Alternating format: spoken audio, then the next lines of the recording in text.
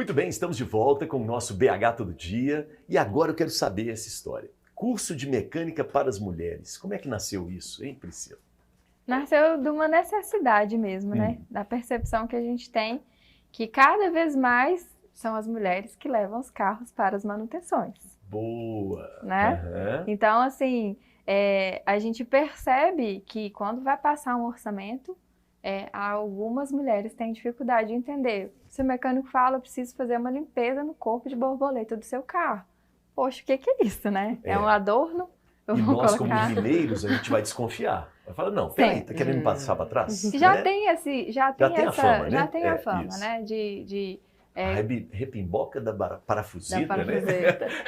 E assim, a gente também percebeu, porque a gente elabora o curso de mecânica básica, né? Esse mês vai ser exclusivo para as mulheres também, pela homenagem. Porque a gente percebe que algumas dúvidas são gerais. E tem dicas também que elas são fundamentais, né? Eu sempre faço um análogo com o meu time. Que eu falo que vai muito além de ter só a letra M em comum de um mecânico para o médico.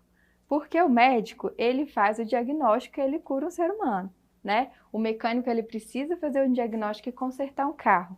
Aí tem gente que assusta, poxa, Priscila, você está comparando um ser humano com um carro?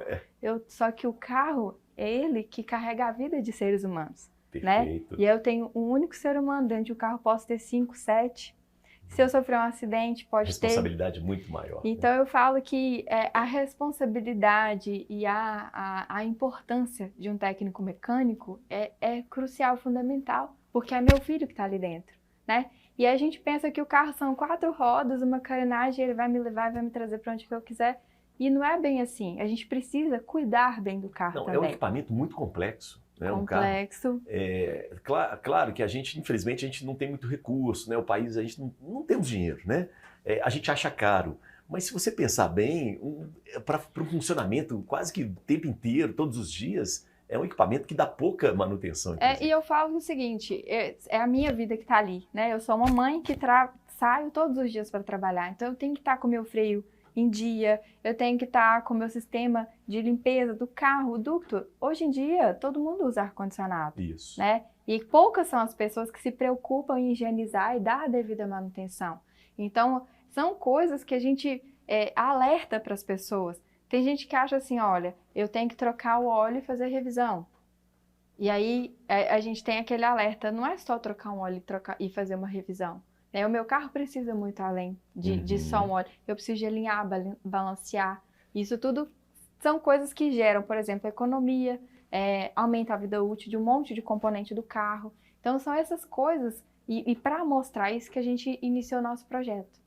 Isso é muito legal, porque assim, para eu cuidar do carro, eu preciso conhecer um mínimo também, né? E essa noção básica. E são detalhes, né? São detalhes mesmo, que às vezes passa desapercebido e a gente vê que não só mulheres, não, homens também. Sim. Olha, eu só quero o básico, sabe? Eu falei a mesma coisa. O que é o básico? Eu falei, eu sempre falo com eles, eu sempre faço essa analogia com a medicina.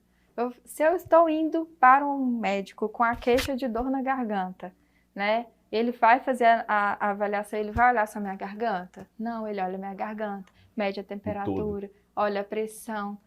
Eu mesmo já fui com uma dor de garganta e saí de lá com uma receita de vitamina. Né? Então, é nesse sentido que a gente tem que entender que o carro ele entra não só para fazer uma revisão, uma troca de óleo, ele entra para fazer um check-up, né? E ele demanda certas manutenções que às vezes a gente acha que é superficial, mas que na verdade não é. Muito bom, ótimo. Vamos lá, quero saber de você. Gislaine, me conta uma coisa, você tem carro? Tenho. Isso. E isso aí bate com você? Bate, assim. E eu acho que, assim, estava pensando, a Priscila falando assim, o quanto que o conhecimento, ele nos dá liberdade, nos dá autonomia, né, assim.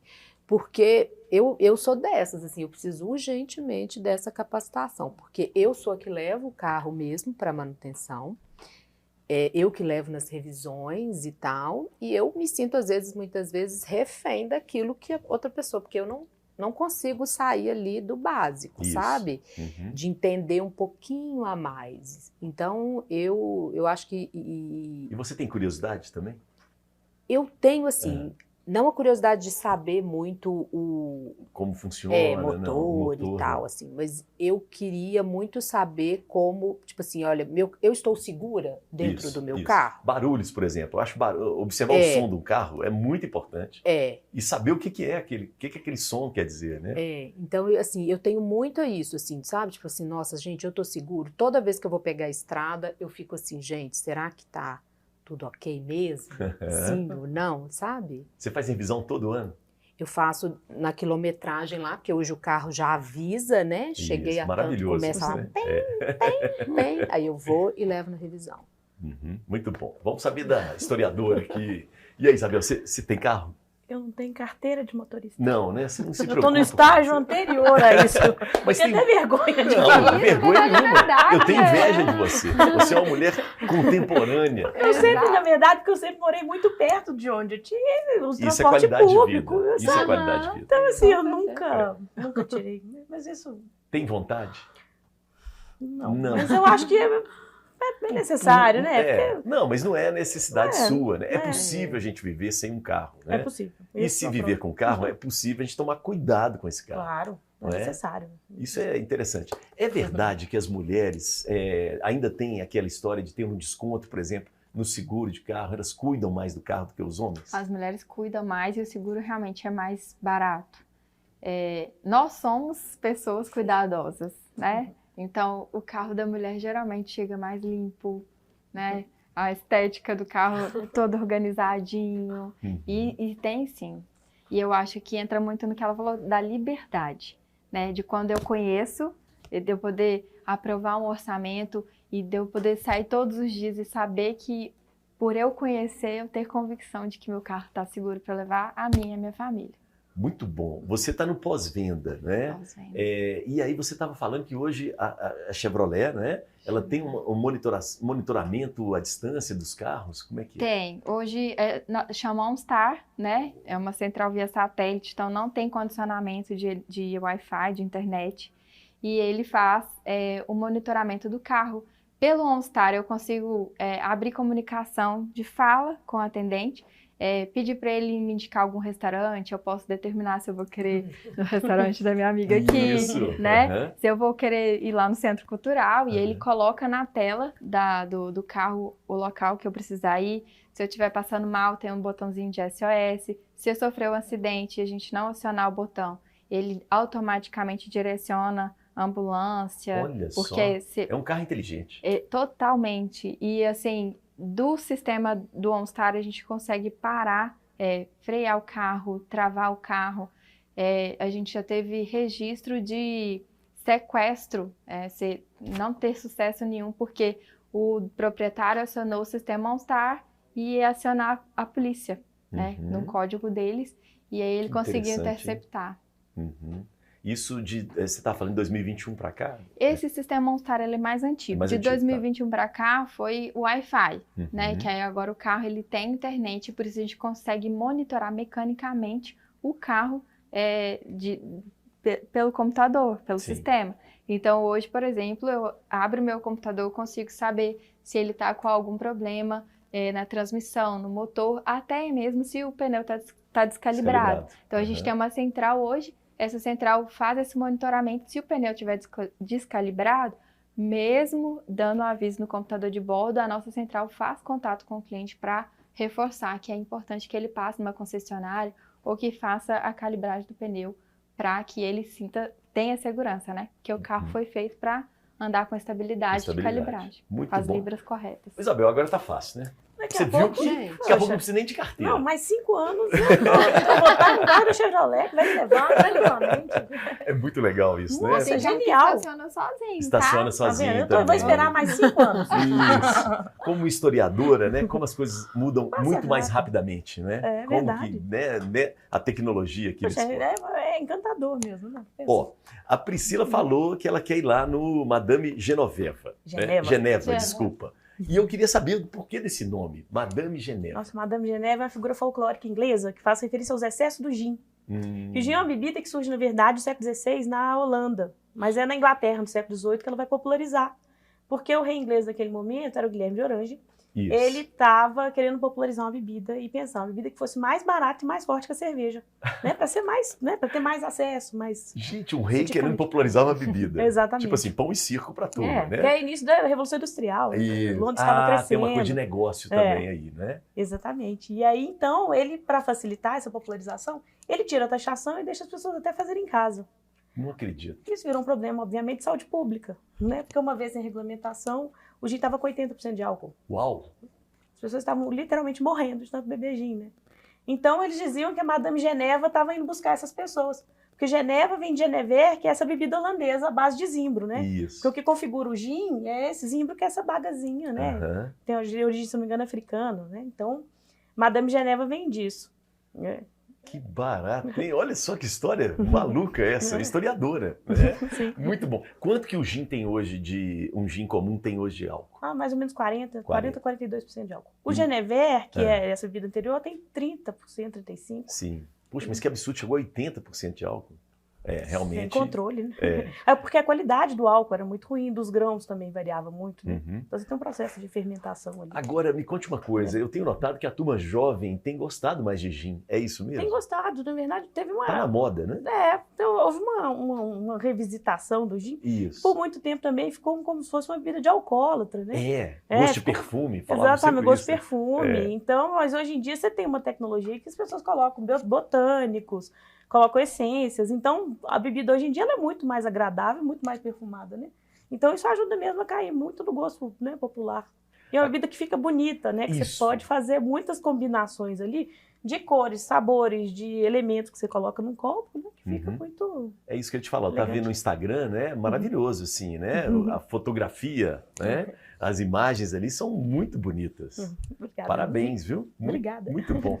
Qual que é um drink que vocês fazem lá que é um orgulho para você? Assim? O que mais sai na casa, que também é um que eu gosto muito, ele chama Solta na Vida.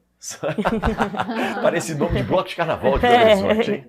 Que ele, na verdade, é a base de gin, espumante, um xarope de figo de flor de sal, que a gente faz em casa, né, lá no Madame, e Ramazotti, que é uma bebida italiana que é da família do Campari, do Aperol. Não, peraí, vamos com calma. Você colocou um monte de bebida aqui e eu estou até bêbado, né? Então, bom, um gin, né? Gin, é isso. um espumante. Um espumante é um champanhe, uma champanhe, né? Tá. Um xarope de figo com flor de sal. Xarope de figo, o figo doce mesmo? O figo? A fruta a mesmo, fruta, né? Não, Isso. a gente pega com a fruta mesmo, Com a para não fruta ficar muito mesmo. doce. Né? Xarope de figo Com flor de sal. Flor de sal. Vocês fabricam esse xarope? Sim, sim. Que barato isso, hein? Isso é da família? Não, Você que foi, descobriu. Não, foi a gente teve um mixologista que criou pra gente. Como é o nome dele? Mixologista? Mixologista. É o- né? é o quem químico. faz, o É. químico que faz a magia acontecer, né? Que barato, hein? É um drink que sai bastante, assim. E aí tem uma outra E bebida. o Ramazotti. Ramazotti. Ramazotti é uma bebida que chegou, popularizou no Brasil muito recentemente, deve ter uns 2 anos pra cá. Eu não conheço. É uma delícia, assim, porque parece muito com o Aperol. Né? O Aperol é uma bebida que ela é muito pro laranja, né? Isso. Esse Ramazotti, ele é muito pro floral.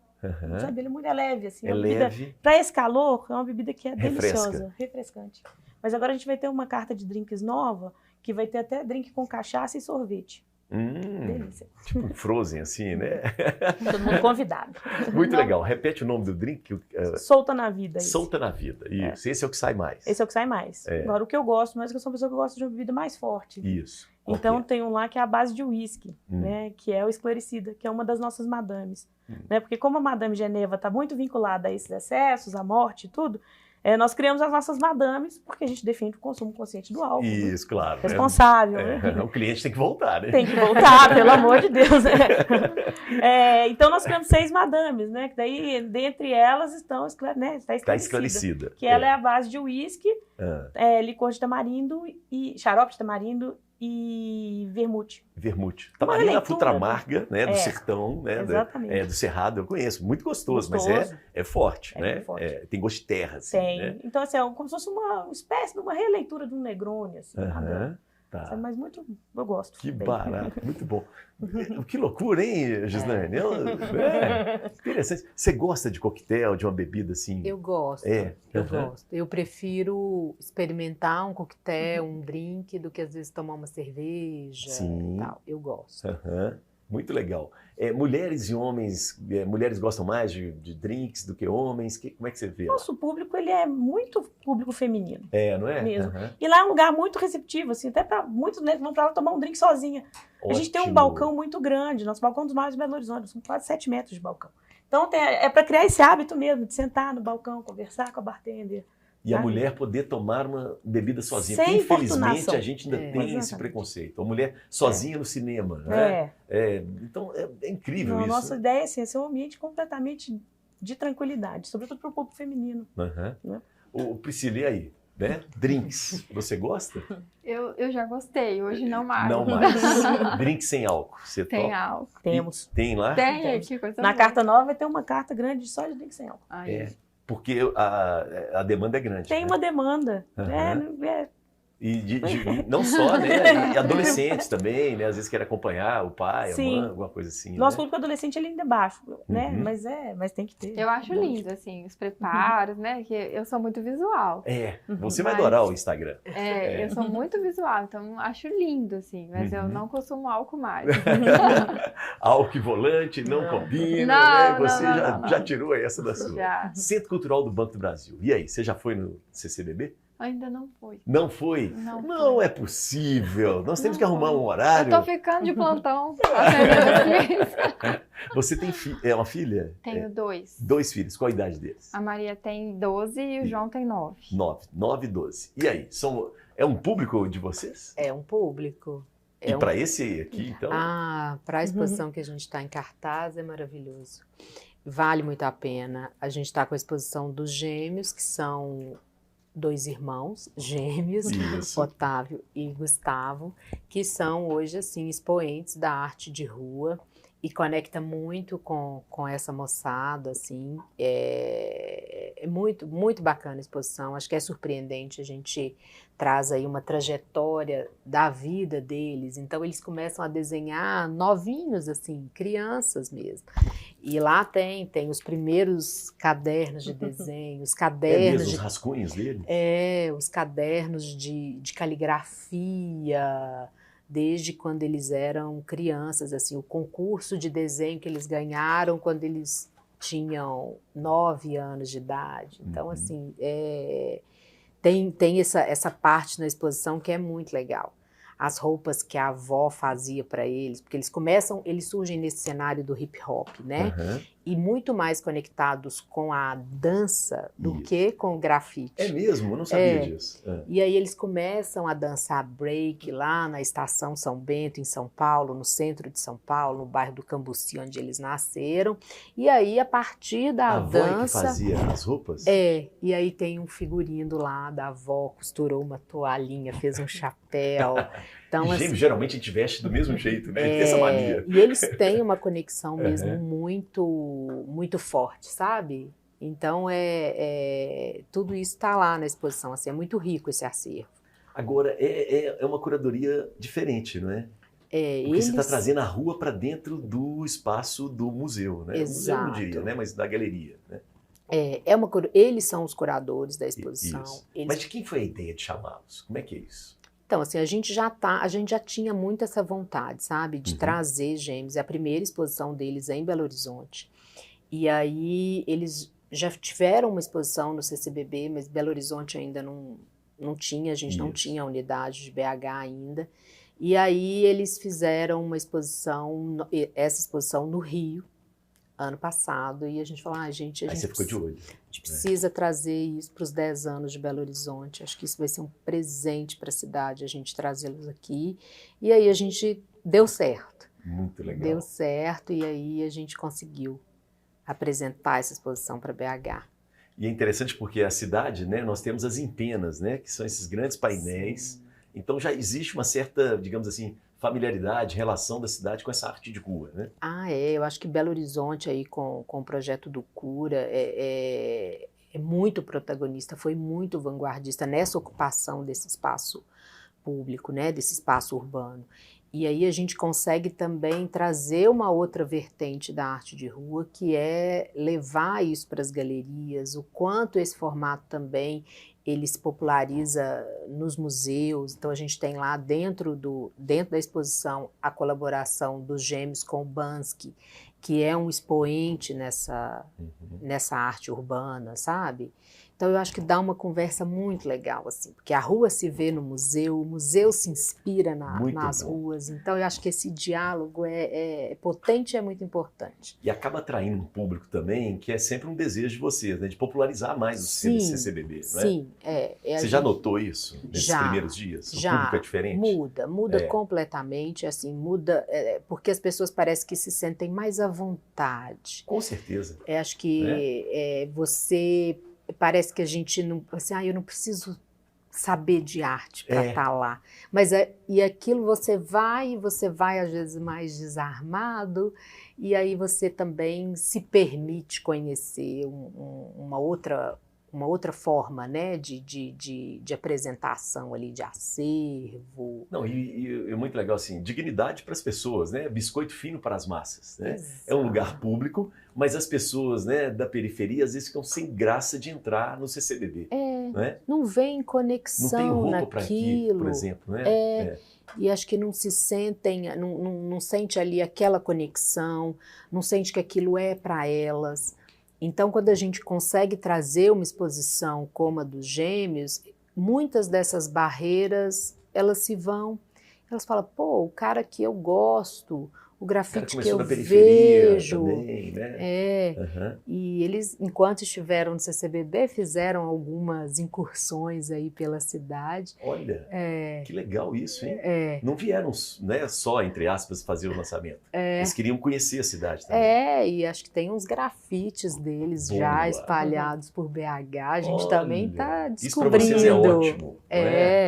E um legado que fica para a cidade, né? Então, eu acho que sim, uma exposição dessa nos aproxima de outros públicos. O que a gente quer é ampliar essa conexão da sociedade com a cultura. Então, a programação é de graça. Então, uma exposição bem montada, bem curada, com muito cuidado, assim, sabe? De montagem mesmo. E totalmente de graça. Então, isso é muito importante para a gente. Muito legal falar disso, porque a gente vive um momento que as pessoas duvidam, né, das leis de incentivo à cultura. E um projeto como esse é um projeto que só acontece com leis de incentivo.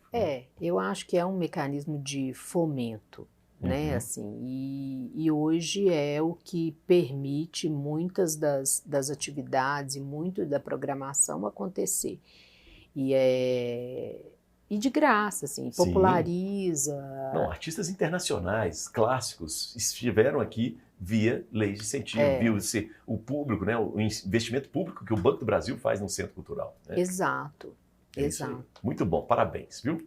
Bom, nós vimos que a mecânica, fotógrafa, vou chamá-la assim, não é mecânica, né, mas ela conhece tudo ali, né? Não conhece o Centro Cultural Banco do Brasil. Mas será que a historiadora conhece? Você vai saber disso no próximo bloco, tá bom? Intervalo, nossos comerciais, por favor, maestro.